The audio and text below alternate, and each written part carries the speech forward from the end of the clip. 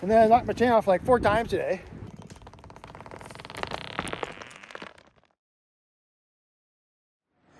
Yeah, here's the hemlock.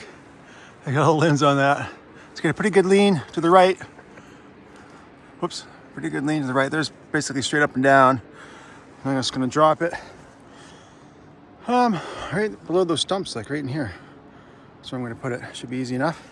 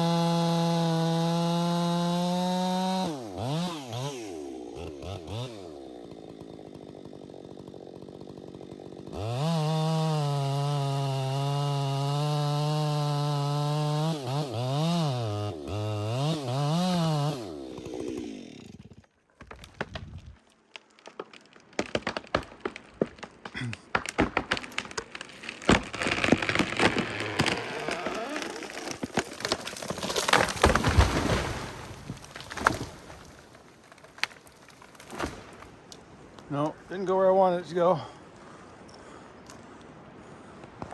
That's, huh.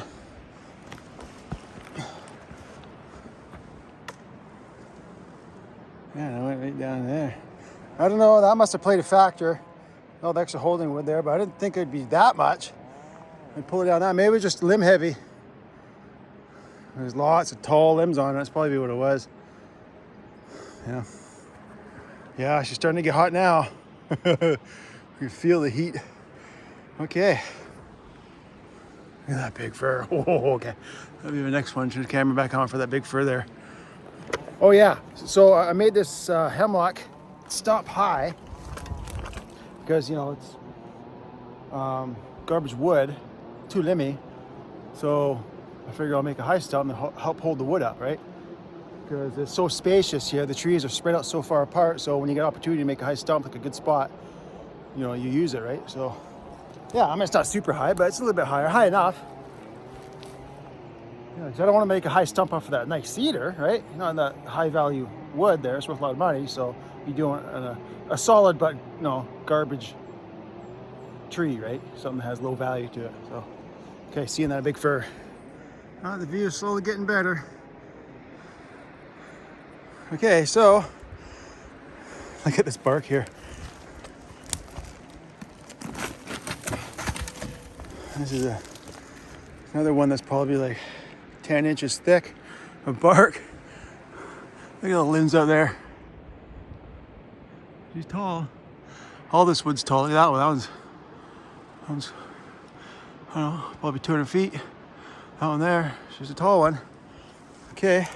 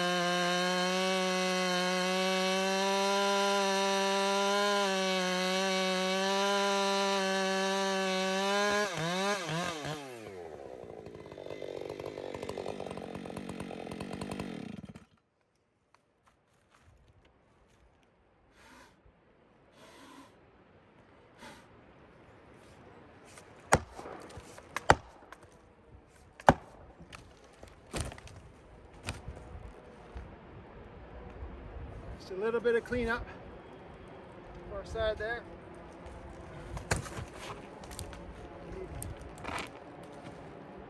Oh yeah, you're right.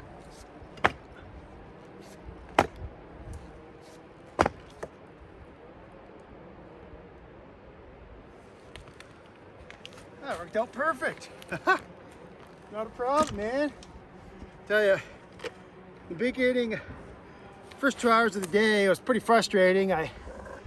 First big tree of the day, it was a wedger, and I was an awkward position wedge in it. So I was sweating my bag off. I could just drenched with sweat first thing in the morning. And then I knocked my chain off like 4 times today. Yeah, so morning was pretty frustrating. But now everything's going good, you know. Now I'm into the groove of things, right? And in this type of ground, the falling is kind of the easy part. You know, it's tall wood. I don't know, it's easy. It's not, everything's pretty sound. You know, usually there's a good lean. You can pick the lean pretty easy on a tree, and that's all the easy stuff and cutting it. It's the dangerous, nerve-wracking part is actually bucking, because you get, the ground is so broken. There's all these draws and dips and hogsbacks and these boulders, loose boulders. That's far more nerve-wracking and dangerous. Yeah. And you know, with these really tall trees, they start to go over real slow, eh? It's real slow until they get the momentum going, so you get plenty of time to run away. And the ground here is so clean. Like, look at, don't even have to cut trail anywhere. It's so open. It's like a park. So that's so nice. Makes it so much easier. Okay, here's my cut. Lined up perfect. Just perfect. Look at that. Okay, so I didn't cut this one up, even though it's below this one, because looking up, it could be a bit limb tied, eh? I think it's limb tied. Or not necessarily limb tied, but like I couldn't, well, yeah, I guess limb tied, because like if I tried to fall out this way, this little one, the 2 branches are so close together, they're like Velcro, and that'd be hooped. So it's safer actually to just fall this one out that way. And this thing's so heavy, it'll just pull away from the branches of that one, not a problem. And then I can safely fall that one. So that's why I didn't cut that one yet. Oops. tripping all over the place here. Even when I said the ground is so clean. It's the holes that you don't see. The moss has covered all the holes on these boulders, eh?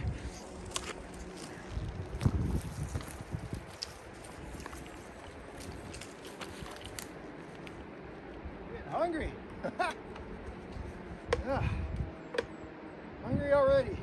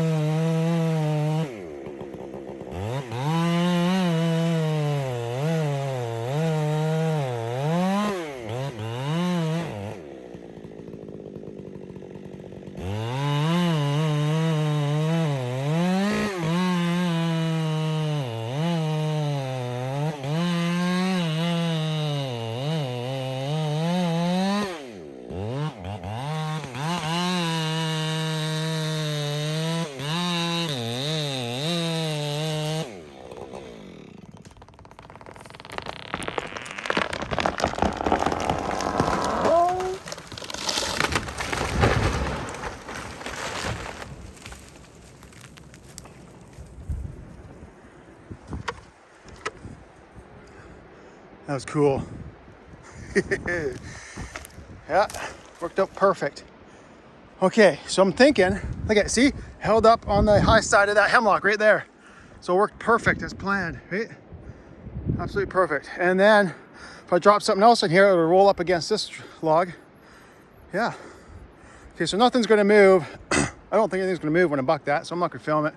Okay, I'm gonna buck this thing, fill up, have a quick bite to eat, move my gear, and go to the next tree there. Well, I'll get this little hemlock down, don't film that. I might film this other smaller hemlock here, but I won't film that. I'll just film this nice big one here. I'm not gonna film everything.